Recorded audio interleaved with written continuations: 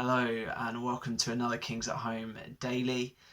My name is Paul Hatton, one of the leaders here at King's Community Church, and we've been working our way through the New Testament book of Acts that documents the first 30 years or so of the early church. So Jesus has, in the Gospels, Jesus' life has been recorded, his death, his resurrection, and we've seen his ascension at the start of Acts as he's gone to be with the Father in heaven, and his people are left on earth, and he's commissioned them to go and make disciples of all nations, baptizing them, teaching them to obey everything that he's commanded them to do. And that is the same commission that we have today as Jesus' followers.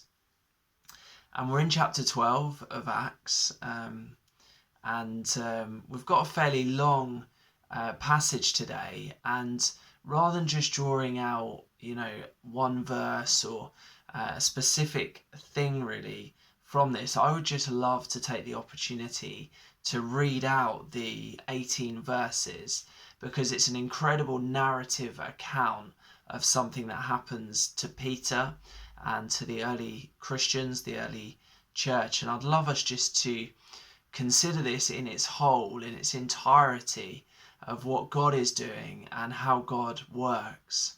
So let's do it. So chapter 12, verse 1, and here we go.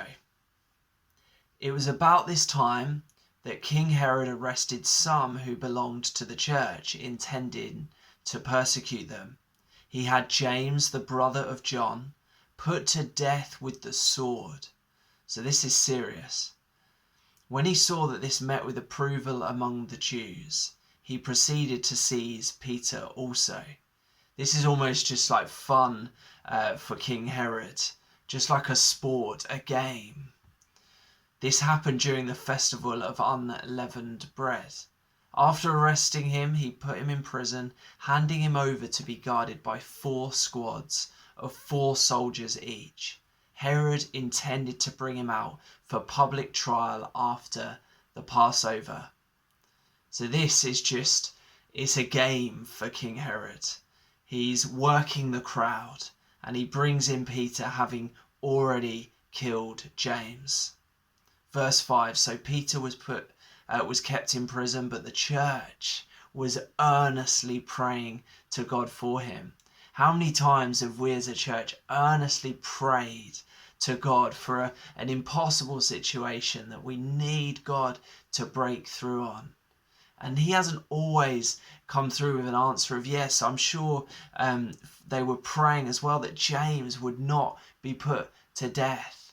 And yet God's answer to that was to bring him home.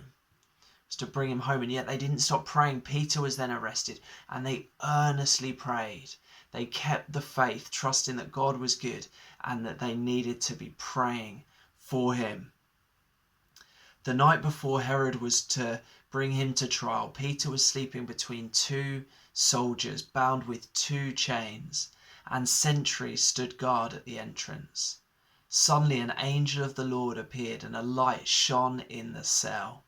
He struck Peter on the side and woke him up. "Quick, get up," he said, and the chains fell off Peter's wrists. Then the angel said to him, "Put on your clothes and sandals." And Peter did so. "Wrap your cloak around you and follow me," the angel told him. Peter followed him out of the prison, but he had no idea that what the angel was doing was really happening. He thought he was seeing a vision. They passed the first and the second guards and came to the iron gate leading to the city. It opened for them by itself, and they went through it. When they had walked the length of one street, suddenly the angel left him. Then Peter came to himself and said, "Now I know without a doubt that the Lord has sent an angel and rescued me from Herod's clutches and from everything the Jewish people were hoping would happen."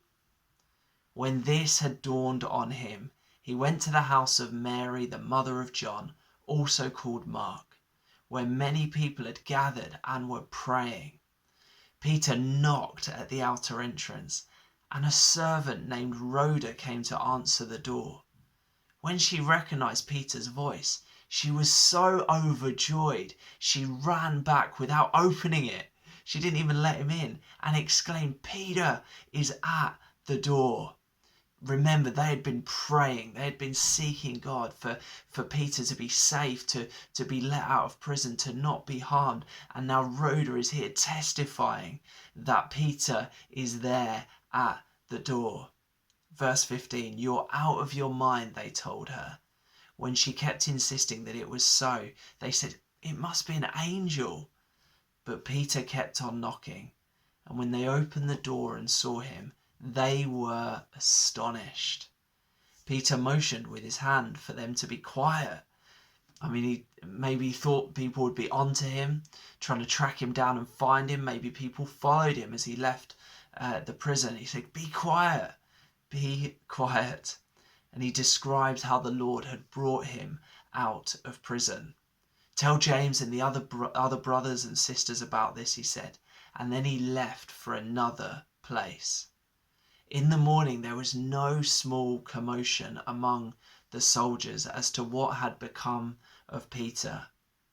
After Herod had a thorough search made for him and did not find him, he cross-examined the guards and ordered that they be executed. This is a fascinating account of God supernaturally at work in the lives of his people. He broke Peter out of prison. Peter didn't really know what was going on. He thought it was a vision. He thought, I'm just dreaming this.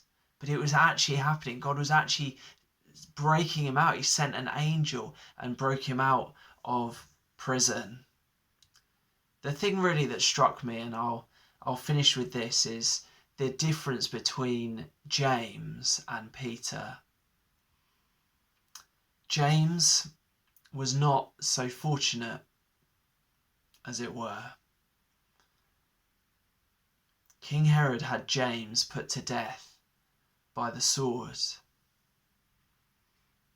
Peter, on the other hand, was probably facing a very similar fate, and yet he was broken out of prison by God.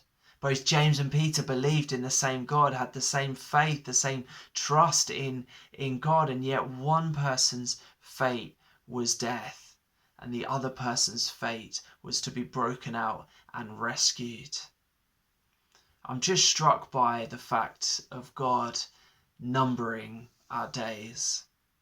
In Psalm 139, verse 16, it says that all the days ordained for me were written in your book before one of them came to be.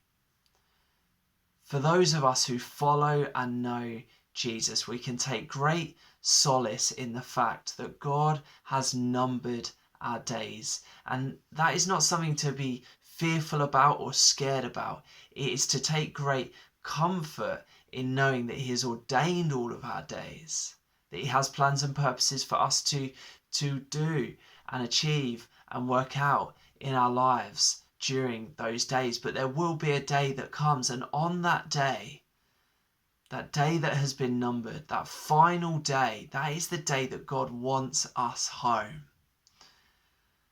That is the day that God has ordained, that God has planned.